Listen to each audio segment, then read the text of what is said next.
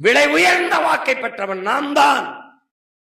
பல்வேறு நாடுகளில் பரவி வாழக்கூடிய நம்ம உடன் பிறந்தார்கள் லட்ச ரூபாய்க்கு மேலே செலவு பண்ணி வந்து ஒத்தை வாக்கை செலுத்தி விட்டு செல்கிறார்கள் என்றால் எவ்வளவு மதிப்புமிக்க வாக்கு. பணத்திற்கு இல்லாது தான் பிறந்த இனத்திற்கு இனி மக்கள் செலுத்தியிருக்கிறார்கள் என்றால் மிகவும் மதிப்புமிக்க வாக்கு. காசுக்கு இல்லாத எளிய பிள்ளைகள் முன்வைத்த கருத்திற்கு வாக்கை செலுத்தியிருக்கிறார்கள் என்றால் மிகவும் மிகவும் மதிப்பு மிக்கது. பழச்சாறு கடை, கரும்பு கடை, கரும்புச்சாறு கடை, இளநீர் கடைகளில் கூட்டமில்லாத மதுக்கடைகளில் கூட்டம் இருக்கிறது என்றால் சமூகம் எதை நோக்கி நகர்கிறது?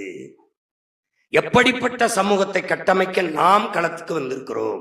இந்த கடையில் போய் பாருங்கள், காலணி விற்கிற கடை குளிரூட்டப்பட்ட கண்ணாடி மாளிகைக்குள் இருக்கும்.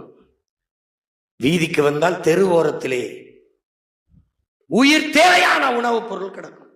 கீரை, கத்தரிக்காய், வெண்டைக்காய், சொரக்காய் அல்லது கோணியை விரித்து ஒரு தாய் உட்கார்ந்து கொண்டு கூறுகட்டி வித்துக் கொண்டிருப்பார். எப்படி இருக்கு?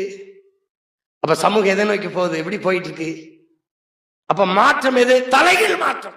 அவன் பேரை நான் வந்தேன், போடுற பாட்டனை போடுறா, கட்ஸ் சிக்ஸ் பேக் போடுறா, வேலை புறா அப்படி வேலை. இப்ப நீ எங்க பழைய முருகனை காட்டு பாப்போம், காட்டு பாப்போம். ஏன்? அவன் பேரை நிறுவிட்டேன். இனி எந்த காலத்திலே அதை நீ பார்க்க முடியாது. எழுதி வச்சுக்க. இன்னும் 10 ஆண்டுகளில் என் தலைவன் படம் இல்லாத எது இருக்கு? நிறுவிடலாம் போவேன், நான் நிறுவுவேன். அதனால் நான் சொல்றேன், நாங்கள் நினைக்க பிறந்தவர்கள் அல்ல, நிரூபிக்க பிறந்தவர்கள்.